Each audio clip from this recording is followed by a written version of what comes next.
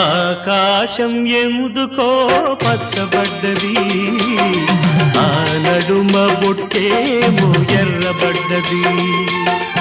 ఆకాశం ఎందుకో పచ్చబడ్డది, ఆ నడుమ బొట్టేమో ఎర్రబడ్డది.